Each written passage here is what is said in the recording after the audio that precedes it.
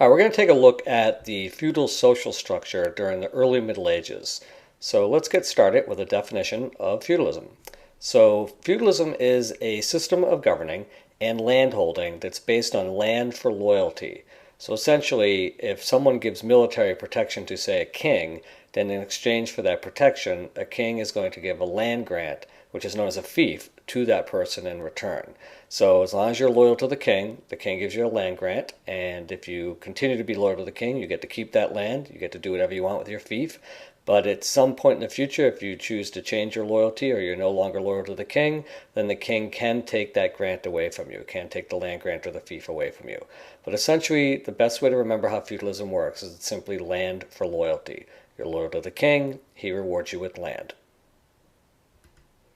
All right, let's take a look then at the chart. This is a chart that we're going to use to kind of structure out hierarchically the way that the feudal social structure looked like. So at the top of the society, we would have had the king. And keep in mind, there'd only be one king, and he would consolidate his power by providing land grants or fiefs in exchange for loyalty. So the king controlled the land. He would distribute it to his loyal supporters in exchange for their service to him or their protection to him.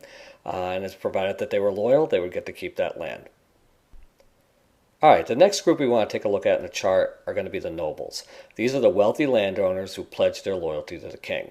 And of course, in exchange for that loyalty, they were given land grant or fief from the king.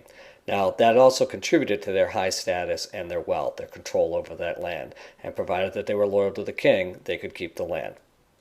The next group on the chart are the church officials, and they're sort of equal with the nobles. Basically, we're talking about bishops and cardinals who are often of noble birth.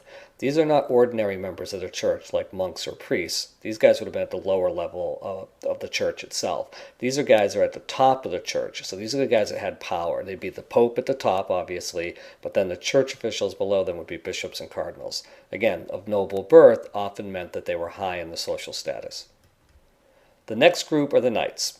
These are warriors who pledge to defend their lord's land in exchange for fiefs. So these knights would actually be loyal to the nobles above them. So there would be different degrees of knights, and also there are different degrees of nobles. So there would be some knights who would be loyal to lesser nobles, and in exchange for their loyalty to the lesser nobles, those lesser nobles would then grant them a fief of their own, a smaller land grant. So again, knights fought because they knew that in exchange for their fighting, that they too would be given land grants, and they would be treated as part of that upper part of the social class.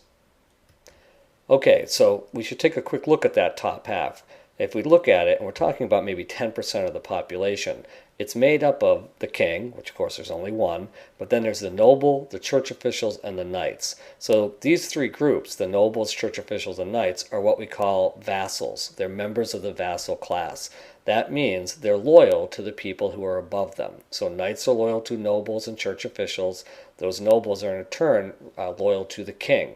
And again, there may be different degrees of nobility. So some people may be higher nobles, some may be lesser nobles. Some may be higher knights, some might be lesser knights. But they're all vassals. They're all loyal to somebody above them, from the knight level all the way up to the king. So that means the rest of the population is not part of the vassal class. In fact, what's left are essentially the peasants. The peasants, or what we call serfs. This is the vast majority of people, probably 90% of the population.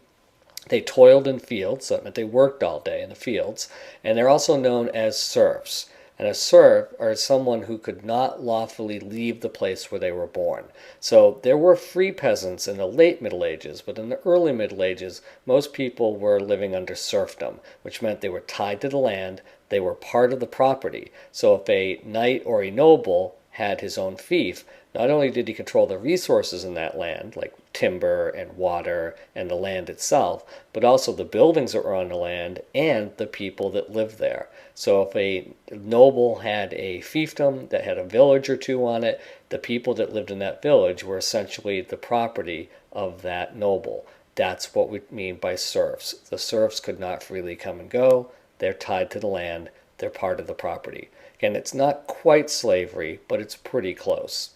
Later in the Middle Ages, we'll see serfdom begin to decline as peasants become more free and are able to travel more and start to move to towns and then into cities. But that won't happen until the late Middle Ages. In the early Middle Ages, most people, 90% of the population, live in serfdom.